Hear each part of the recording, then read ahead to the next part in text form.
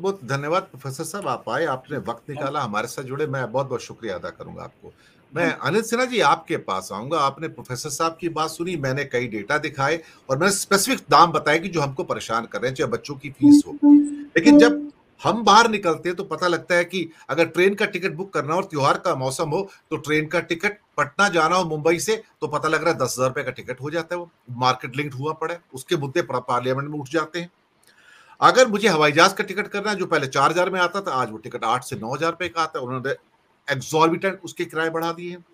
अगर मैंने अपने घर का पाइप्ड गैस का बिल देना है, जो मुझे ध्यान आता है कि मैं 2 साल पहले आराम से मेरा ₹500 का बिल आता था महीने का पीएनजी का, जिसको पाइप्ड नेचुरल गैस ₹1,000 का बिल आता है आज मेरा और अचानक से सुरसा की बू की तरह बढ़ता चला गया और मैं नोट ही नहीं कर पाया कि मैं हर महीने ₹1,000 दे रहा हूँ उसका मैं। अगर मैं इंश्योरेंस कराने जाता हूँ, गाड़ी की इंश्योरेंस हो या हेल्थ इंश्योरेंस हो, उसके जो प्रीमियम है वो बढ़ते चले जा रहे हैं। इसके साथ अगर मैं अपनी गाड़ी का पीयूसी कराने जाता हूँ, तो पता लगता है पहले ₹80 का होता था, अब वो ₹120 का होता है। मैं कल ही करा के आया। मैं बता रहा हूँ ना, कैसे जेब से पैसे निकलते चले जाते हैं। अगर मुझे पंचर लगवाना है अपनी गाड़ी का, तो पहले जो पंचर ₹100 में लगता था, आज वो ₹300 में लगता है मेरा पंचर। मैं हर जगह से मारा जा रहा हूँ। मेरी इनकम कहीं नहीं बढ़ रही है। हो सकता है कि कुछ कारीगरों को ज़्यादा पैसे मिल जाएँ उससे, मैं समझ सकता हूँ। मेड सर्वेंट के पैसे पैसे भी बढ़ जाते हैं, जो घर में काम करने वाले की जो कर्मचारी आते हैं। तो कहीं न कहीं तो एक आम आदमी जो है, चाहे वो लोअर मिडल क्लास हो या मिडल क्लास हो या निम्न क्लास हो, वो तो सफ़र कर रहा है। तो ये महँगाई जो है, इसका जो पूरा जो इतना डायनामिज़्म है, अगर उसको देखें, तो ये तो हमें जीने भी नहीं दे रही है, साँस भी नहीं लेने दे रही है। अनिल सिन्हा जी? देखिए, ये जो महँगाई में तो आप लोगों ने तो बहुत रखे आंकड़े और उतना हम लोग तो जानते भी नहीं, आप तो इकोनॉमिस्ट हैं आप लोग। लेकिन मैं एक चीज़ देखता हूँ ये है कि महँगाई वो आपने कहा ना कि अलग-अलग तबकों पर अलग से मतलब जो ज़्यादा गरीब है वो कैसे ज़्यादा उस पर असर हो रहा है। ये आंकड़ों से अलावा भी देखना चाहिए ये कि जिस मुल्क में अंडर न्यूट्रिशन है, माल न्यूट्रिशन है, उस मुल्क में महँगाई उस पर क्या असर करता है। मतलब आप अभी का मामला नहीं है कि ये इस पर ज़िंदगी चल जाएगी। आप एक पीढ़ी दर पीढ़ी इसका असर देखते हैं, माल न्यूट्रिशन का असर देखते हैं, बीमारी का असर देखते हैं और वो सारा कुछ मतलब इसका एक पूरा जो इफ़ेक्ट है वो साइक्लिक इफ़ेक्ट है, हर तब चीज़ों पर होता है। इसको सिर्फ़ हम महँगाई मतलब कि कोई ऐसा लगता है जैसे त महँगाई पर जब बात करते हैं तो एक तरह का की मानसिकता काम करती है जैसे कि ये तात्कालिक चीज़ है।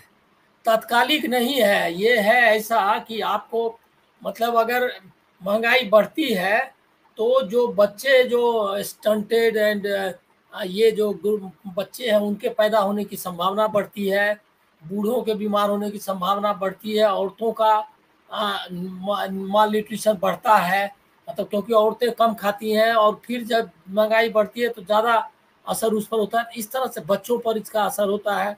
तो ये जो पूरा है आप क्रिपल करते हैं और ये पूरा एक साइक्लिक इफ़ेक्ट है।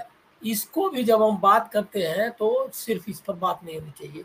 दूसरा है क्या कि एक प्रॉब्लम है कि कंज़्यूमर जिसको हम लोग बोल रहे हैं, वो नागरिक की हैसियत उसकी नहीं है। कंज़्यूमर में भी जो राइट्स हैं उसके नहीं है, जिसके कारण वो महँगाई का असर का असर तो झेल ही रहा है, उसके अलावा भी असर देखता है। अब अभी देखिए जैसे आपने चर्चा की एजुकेशन की या जो सर्विस में आपको खर्च करना पड़ता है सर्विसेज़ लेने में, वो सब खर्चा तो आप मतलब जो कुछ को ऑर्गेनाइज सेक्टर प्रोवाइड करता है, उसमें भी अंतर है। जैसे आपने कहा कि मेड सर्वेंट है, तो मेड सर्वेंट की जो आमदनी है मतलब उनका जो सैलरी है, वो नहीं बढ़ता है उस हिसाब से। लेकिन बिजली की कीमत वो आपकी बढ़ जाती है। आपके सर्विसेज में जो डिफरेंट सर्विसेज जो अनऑर्गेनाइज सेक्टर आपको सर्विसेज देता है, उसकी उसकी कीमत नहीं ज़्यादा बढ़ती। लेकिन बिजली है, गैस है, अब बैंक मतलब जो भी आपको बाकी सर्विसेज जो ऑर्गेनाइज सेक्टर दे रहा है, उसकी कीमत आपको बढ़ती जाती है और उस पर आपका कोई नागरिक के रूप में आप एक कंज्यूमर ही रहते हैं सिर्फ, लेकिन आपका कोई उस पॉलिसी पर असर ही नहीं है। और आप भिखमंगा की तरह मांगते हैं कि जैसे कि 80 करोड़ से ज़्यादा लोगों को अनाज मिल रहा है, तो वो आपको प्रधानमंत्री भी आपको बार-बार उसकी याद दिला रहे हैं और वो जो है बिजली अगर कोई थोड़ा फ्री कर रहा है, तो वो भी आपको याद दिलाया जा रहा है, जबकि वो ये याद नहीं दिलाता कि उस पर हमारा कंट्रोल नहीं है। वो हम ये नहीं तय कर पाते हैं कि बिजली की कीमत इतनी क्यों बढ़ा रहे हो। तो ये जो सारा है, इसका सारा जो देख रहे हैं आप, वो है डेमोक्रेसी के, जितना जितना डेमोक्रेसी कम होगा वो महंगाई बढ़ेगी, और जो मतलब फिर बाकी चीज बढ़े। एक और चीज जो मेरे मन में बार बार आता है, और इकोनॉमिस्ट उस पर मतलब ध्यान देते, बात करते हैं पर्यावरण की, लेकिन उसको उसको इग्नोर करते हैं। हमको लग रहा है कि एक सोशल फैक्टर के रूप में। एक मिनट।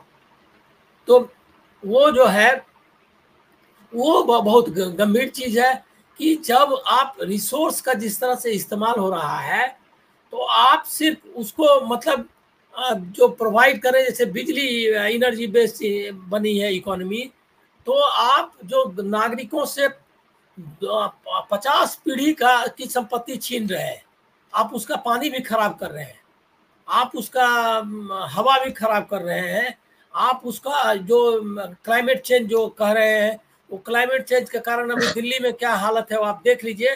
तो वो उसकी भी कीमत आप बढ़ा रहे हैं, मतलब हवा लेने की भी कीमत जो है वो भी बढ़ा रहे हैं, मतलब वो अपनी जान की कीमत पर सांस ले रहा है। तो ये जो पूरा इफेक्ट हमको लग रहा है, इसको समग्रता से रखने की जरूरत है। लोगों को ये बताने की जरूरत है कि ये जो विशियस साइकिल है कैपिटलिज्म का, जिस तरह से ये का, उससे कैसे निकला जाए। और नागरिक के रूप में, कंज्यूमर एक नागरिक है, वो उस रूप में उसकी ताकत हो बढ़े, इसको कैसे देखते हैं। बाकी जो महंगाई है, जो तकलीफ है, वो तो आपने रखा ही, और उसके जो आंकड़े हैं वो भी आपने रखा ही कि किस तरह से बुरी हालत है। और सबसे ज़्यादा ये है कि जो नीचे का तबका है वो धीरे धीरे बाहर हो रहा है। मतलब जैसे कि अब वो खाना खाना तो कम कर सकता है, लेकिन स्कूल की फीस तो कम करने की ताकत उसकी नहीं है। तो वो जो है स्कूल की फीस देना बंद कर देगा, और वो करने इधर खाना भी कम करेगा और उधर स्कूल की फीस भी नहीं दे पाएगा। तो दोनों तरफ से वो जा रहा है और धीरे धीरे छोड़ रहा है, वो इकोनॉमी से बाहर हो रहा है। वो जो इकोनॉमी से बाहर हो रहा है उसको लाने का क्या तरीका हो और इससे कैसे जूझा जाए। वो कहीं टेक्नोलॉजी से जुड़ा हुआ है, कहीं क्लाइमेट चेंज से जुड़ा हुआ है, कहीं पर ऑर्गेनाइज सेक्टर और इनफॉर्मल सेक्टर का जो स्ट्रक्चरिंग है उससे जुड़ा हुआ है। तो हमको लग रहा है क्या कि ये जो पॉलिटिक्स है, जो पॉलिटिकल पार्टीज है, उसमें एक समग्रता, जो जिस तरह से हम बात करते थे कि डिसेंट्रलाइज्ड इकोनॉमी हो, हमारा जो कंजम्पशन का पैटर्न क्या होना चाहिए।